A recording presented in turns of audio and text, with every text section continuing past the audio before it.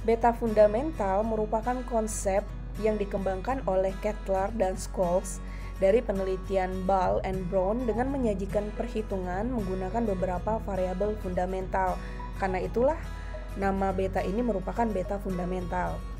Beta fundamental dihitung dengan asumsi bahwa risiko itu dapat ditentukan menggunakan kombinasi daripada karakteristik pasar, dari sekuritas dan nilai-nilai fundamental perusahaan. Terdapat 7 variabel yang digunakan sebagai faktor fundamental. Nah, variabel-variabel ini adalah yang pertama dividen payout ratio atau rasio pembayaran dividen. Yang kedua adalah asset growth atau pertumbuhan aset. Yang ketiga leverage atau gearing. Yang keempat adalah liquidity atau likuiditas. Yang kelima adalah asset size atau ukuran daripada aset. Yang keenam adalah earning variability atau variabilitas daripada laba. Dan yang ketujuh adalah accounting beta. Jadi, accounting beta yang sudah kita cari sebelumnya dijadikan sebagai salah satu variabel yang merupakan faktor fundamental. Faktor fundamental yang pertama adalah dividen payout. Kita tahu keuntungan daripada pembelian saham adalah antara dua, kalau nggak dapat dividen itu dapat capital gain atau selisih harga jual dan harga beli. Yang mana dividen ini selanjutnya merupakan pembagian laba kepada pemegang saham berdasarkan banyaknya saham yang dimiliki. Atau dengan kata lainnya, sebagian keuntungan daripada perusahaan yang dibagikan kepada pemegang saham. Nah, banyaknya dividen akan tergantung kepada kepemilikan saham investor di dalam suatu perusahaan. Ketika perusahaan membagikan dividen, dividennya nggak hanya dalam bentuk tunai, tapi juga bisa dalam bentuk saham. Untuk mengukur dividen payout ratio atau rasio pembayaran dividen, itu kita gunakan rumus dividen yang dibagikan dalam bentuk rupiah saja dibagi dengan earning after tax atau laba akhir di dalam laporan keuangan. Nah, untuk dividen payout ratio itu kita khusus menggunakan dividen yang dalam bentuk tunai saja, tidak dalam dividen saham. Jadi ini tidak kita gunakan dalam perhitungan dividen payout ratio, hanya yang dividen tunai saja. Sesuai dengan teori signaling atau teori sinyal, di dalam teori pembagian dividen, ketika perusahaan membagikan dividen yang cenderung kecil atau turun daripada tahun ke tahun, hal tersebut akan memberikan sinyal yang buruk kepada investor karena dianggap perusahaan tersebut mungkin saja membutuhkan dana atau mungkin saja keuntungan perusahaan turun daripada tahun ke tahun. Nah, hal itu akan dianggap beresiko sehingga akan meningkatkan beta perusahaan. Artinya terdapat hubungan yang negatif antara dividen payout ratio dengan risiko. Hal ini hanya berlaku untuk teori signaling. Hubungan ini dapat berbalik sesuai dengan teori yang digunakan di dalam dividen. Di teori yang lain menyatakan bahwa beberapa investor itu tidak suka dengan dividen, yaitu teori burung di tangan atau birds in the hand. Sehingga hubungan antara dividen payout ratio dan risiko menjadi positif. Hubungan yang positif maksudnya adalah dividen payout yang besar justru akan memberikan risiko yang tinggi kepada perusahaan. Karena perusahaan harus membayar kepada investor sebagian keuntungannya dan harus merelakan ekspansi-ekspansi yang harus dilakukan pada perusahaan ke depannya, sehingga ini akan mengurangkan potensi keuntungan perusahaan di masa depan. Faktor fundamental yang kedua adalah asset growth atau pertumbuhan aset tahunan daripada seluruh perusahaan. Asset growth memiliki hubungan yang positif terhadap risiko, meskipun hal ini tidak didukung oleh teori yang kuat. Pertambahan aset yang dimiliki perusahaan akan menambah biaya-biaya pemeliharaan atau maintenance, sehingga hal itu akan meningkatkan risiko perusahaan. Ketika tambahan biaya pemeliharaan, artinya biaya semakin bertambah yang akan menurunkan laba akhir perusahaan. Variabel fundamental yang ketiga adalah leverage atau gearing. Leverage merupakan penggunaan biaya tetap dalam usaha meningkatkan atau lever up daripada profitabilitas perusahaan. Kalau kita artikan leverage, kita umpamakan sebagai suatu pengukit di mana untuk meningkatkan profitabilitas. Itu yang harus dilakukan adalah harus ada bebannya untuk meningkatkan suatu sisi. Bebannya apa? Bebannya merupakan hutang. Jadi leverage adalah penggunaan hutang dalam meningkatkan profitabilitas. Jadi leverage sering diartikan sebagai penggunaan biaya-biaya tetap, baik itu hutang maupun ekuitas nantinya, yang bisa meningkatkan nilai perusahaan. Meskipun ukuran yang sering digunakan untuk leverage adalah hutang. Makanya untuk menghitung leverage sering digunakan debt ratio yang merupakan pembagian antara total hutang dan total aset.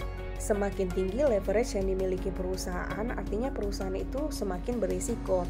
Karena ketika menggunakan beban tersebut untuk meningkatkan profitabilitas perusahaan, perusahaan harus membayar biaya-biaya tetap. Seperti kalau menggunakan hutang, perusahaan harus membayar biaya bunga yang setiap periodenya akan membebankan daripada laporan keuangan perusahaan. Variabel selanjutnya adalah liquidity atau likuiditas. Kita tahu likuiditas merupakan kemampuan perusahaan membayar hutang-hutang jangka pendeknya atau hutang lancar. Jadi semakin liquid suatu perusahaan, semakin kecil risikonya. Perusahaan yang mampu secara lancar membayar hutang-hutang jangka pendeknya akan berisiko lebih kecil. Untuk menghitung likuiditas digunakan ukuran current ratio, di mana current ratio merupakan pembagian antara current asset dibagi current liabilities, atau aset lancar dibagi dengan liabilitas lancar atau hutang lancar. Variabel fundamental yang kelima adalah asset size. Asset size merupakan ukuran daripada jumlah aset yang dimiliki perusahaan pada tiap tahun. Di dalam faktor fundamental dikenal dengan ukuran perusahaan. Jadi bagaimana mengukur suatu perusahaan itu besar atau kecil? Salah satu perhitungannya adalah berdasarkan ukuran daripada asetnya. Perusahaan dengan aset yang besar dianggap memiliki ukuran yang besar, sedangkan perusahaan yang memiliki aset yang kecil dianggap memiliki ukuran yang kecil. Asset size memiliki hubungan yang negatif dengan risiko. Artinya perusahaan-perusahaan yang besar dianggap memiliki risiko yang kecil dibandingkan dengan perusahaan yang kecil. Perusahaan-perusahaan yang sudah besar dianggap sudah mampu untuk mengelola risikonya dan keuntungan jangka panjangnya sudah terjamin sehingga risikonya akan semakin kecil. Untuk mengukur daripada asset size digunakan daripada logaritma natural total aset, karena nantinya kita akan meregresikan seluruh variabel fundamental ini. Karena itu total aset harus kita transformasi menjadi bentuk rasio, kita logaritma naturalkan total asetnya. Variabel keenam adalah earning variability. Earning variability merupakan variabilitas laba yang diukur dengan standar deviasi daripada price earning ratio. Semakin bervariasi laba, semakin beresiko perusahaan. Kita tahu untuk menghitung daripada laba salah satunya adalah price earning ratio yang merupakan pembagian daripada harga per lembar saham dibagi dengan laba per lembar saham. Price earning ratio sering juga dijadikan sebagai nilai perusahaan. Apakah investor memandang perusahaan itu terlalu tinggi nilainya atau terlalu rendah di pasar modal? Semakin tinggi nilai price earning ratio artinya nilai perusahaan tersebut di mata investor semakin tinggi. Untuk menghitung earning variability, kita akan standar deviasikan daripada price earning ratio tersebut. Variabel fundamental yang terakhir adalah accounting beta, di mana accounting beta merupakan koefisien regresi dari perubahan laba akuntansi terhadap perubahan laba pasar yang sudah kita cari sebelumnya. Beta akuntansi karena merupakan risiko, maka hubungan antara kedua risiko ini adalah positif. Jadi ketika accounting beta atau risiko pasar daripada sisi laba akhir meningkat, maka beta fundamentalnya juga akan meningkat. Hubungan atau korelasi antara beta dengan variabel fundamental sebelumnya dapat dilihat pada tabel di sini. Hubungan negatif menandakan jika variabel dividen payout meningkat, maka risikonya akan menurun. Sedangkan hubungan yang positif menyatakan jika variabel aset growth meningkat, maka risikonya juga akan meningkat. Begitu juga sebaliknya. Ketika data-data mengenai dividen payout ratio, asset growth, leverage, likuiditas, size, earning variability, serta beta accounting sudah didapatkan, data-data tersebut diregresikan dengan beta pasar yang sudah kita cari sebelumnya. Jadi untuk mencari beta fundamental sebelumnya harus dicari dulu beta accounting, dan beta pasar. Regresi yang dilakukan adalah regresi berganda karena menggunakan variabel X yang lebih daripada satu. Jika variabel fundamental sebelumnya sudah didapatkan, yaitu dividen payout ratio, asset growth, leverage, likuiditas, asset size, earning variability, dan beta, maka kita tinggal meregresikan antara variabel tersebut yang ini merupakan variabel yang sifatnya independen terhadap beta pasar. Jadi BI di sini merupakan beta pasar. Makanya sebelum mencari beta fundamental, beta accounting, dan beta pasar harus kita cari terlebih dahulu, karena data beta pasar akan menjadi variabel Y atau variabel dependen, dan beta accounting akan menjadi variabel X atau variabel independen. Setelah dilakukan regresi berganda, kita akan dapat nilai konstanta dan koefisien daripada masing-masing variabel tersebut. Nah, nilai koefisien ini selanjutnya akan kita gunakan dalam menghitung beta fundamental dengan menggunakan rumus yang ini, di mana beta fundamental atau yang disimbolkan dengan HI topi. Topi di sini simbol bahwa beta fundamental bersifat prediction atau prediksi. Kita tinggal masukkan nilai A1 yang sudah dicari tadi dan tinggal masukkan nilai dividen payout ratio yang ingin diprediksi. Misalnya perusahaan membagikan rasio pembagian dividen sebesar 3%. 3% tersebut tinggal dimasukin saja.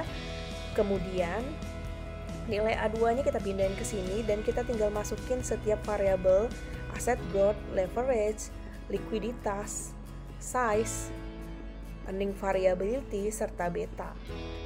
Variabel ini tinggal dikali-kalikan aja dengan nilai koefisiennya masing-masing. Nah, seluruh variabel tersebut dijumlahkan untuk mencari beta fundamental. Jadi itulah cara untuk mencari beta fundamental.